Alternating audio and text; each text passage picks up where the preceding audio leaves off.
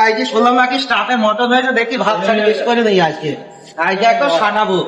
স্টাফের মটন হয়েছে, স্টাফের মটন হয়েছে, দেখি কি মটন হয়েছে। শুনলাম খুব মজা হয়েছে নাকি আজকে। হ্যাঁ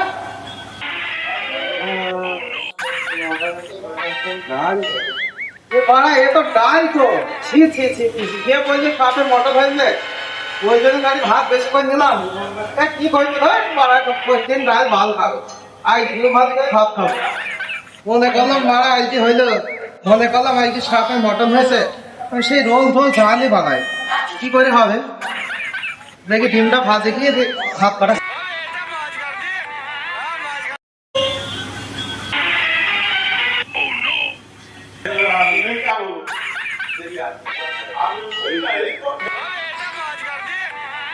আরে ডিম ভাজাটা কোথায় গেল?